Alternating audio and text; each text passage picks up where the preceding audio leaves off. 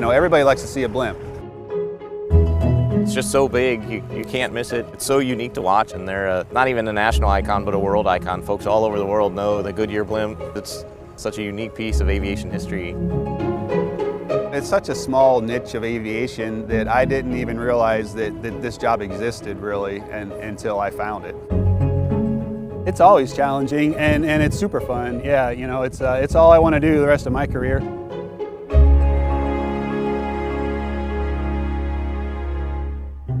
The Goodyear blimp has been flying for 100 years. The company began building its own airships in 1919. I'd like to tow you and your team of surfboard riders behind the airship. Gee, I'd love to try that. What do you say, boys? Let's go. The blimp's primary objective? To be an aerial ambassador for the Goodyear Tire and Rubber Company. But the blimp that flies today isn't technically a blimp.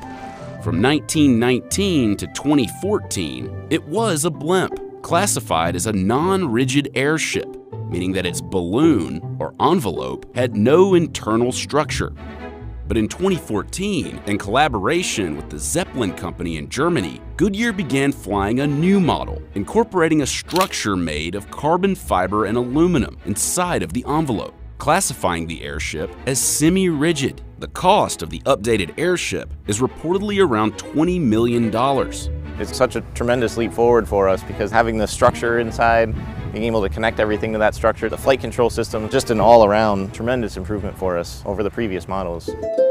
Another key addition to the new model, 4 powerful propellers that can swivel to create both lift and thrust.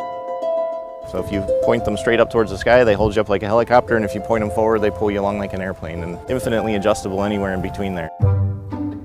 And an especially welcome addition to the updated blimp, a lavatory, which the previous models did not have. Even though it's no longer technically a blimp, don't worry. The company isn't going to refer to it as the Goodyear Semi-Rigid Airship.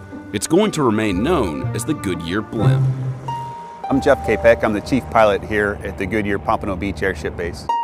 I learned how to fly the same way everybody does here. We hire pilots that are already fixed wing or helicopter pilots, and then we train them in-house to fly airships. It could take anywhere from 6 months to maybe a little over a year to teach a pilot how to fly an airship.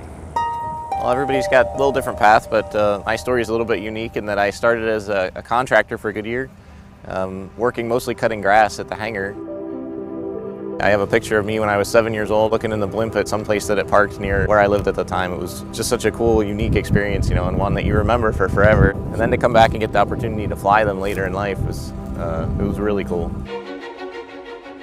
We joined the crew of the Goodyear blimp on a Friday morning at the blimp base in Pompano Beach, Florida, about 40 miles north of Miami. The blimp and its crew of 20 were preparing to travel over 200 miles north to Daytona to provide aerial coverage for NASCAR at the Daytona International Speedway.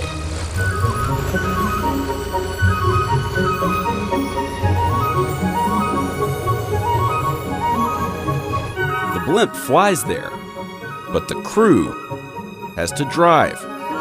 About 20 of us go on the road with it together. We've got a semi-truck, which is kind of like a rolling maintenance shop, so we travel pretty heavy. 3.5 hours later, the crew sets up for the blimp to land at a small airport in New Smyrna, just outside Daytona.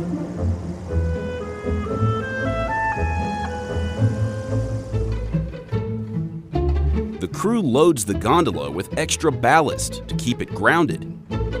That's because the blimp is easily moved by the wind. And because of this, it needs a big parking spot. We really need a pretty big spot to park this thing because it does have to be able to spin 360 degrees. And the airship itself is almost 250 feet long, so we need a minimum of a 500-foot clear circle because it'll go around in circles all night long. After landing, the ground crew connects the nose of the blimp to a mast. On the top of the mast, there's a cup up there which receives a nose probe in the nose of the ship. So that probe fits into the cup in the top of the mast and it locks it in there, which holds the ship on the ground when we're not flying it.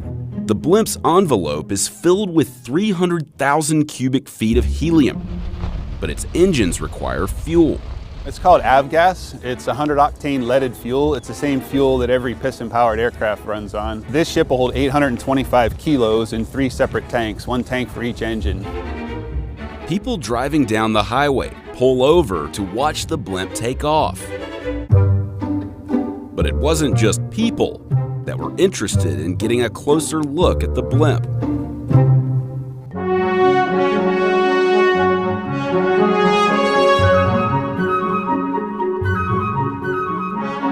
When it's time to take off, we moved this yellow lever, swiveled it up to between 60 and 90 degrees, and then added thrust, which creates the lift to lift us off the ground like a helicopter. Once we lifted off the ground, we slowly swiveled this yellow lever forward, which starts creating forward airspeed, and the ship starts to fly aerodynamically.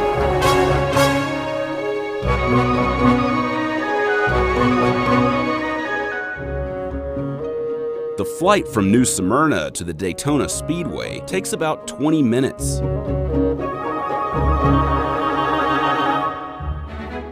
The gondola has room for 12 passengers, including the camera operator and his equipment.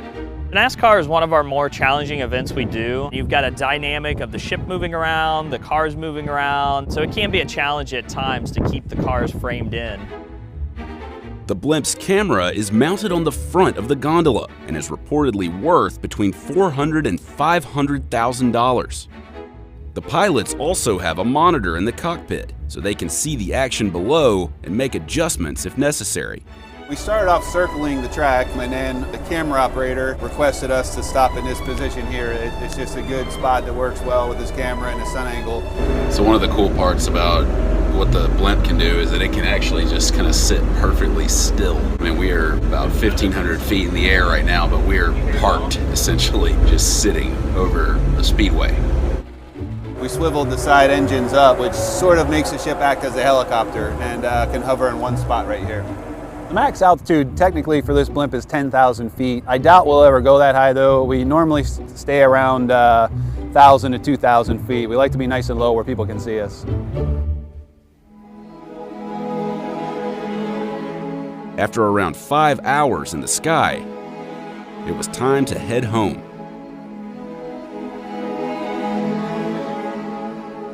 So is it fun to fly the Goodyear blimp? It's awesome. Feeling like you're flying a boat around in the sky with the technology and capability in this one is so much fun to fly.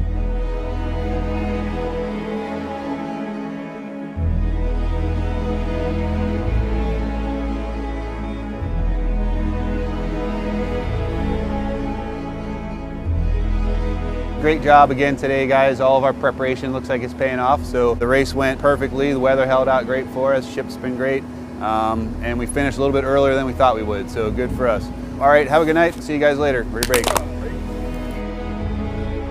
The pilots are only a small piece, and really without the crew and the support staff, the airships wouldn't go anywhere. So those are the guys that really do the work behind the scenes that nobody realizes happens, and the logistics that go into moving an airship down the road, and maintaining a safe world-class operation is not a small task.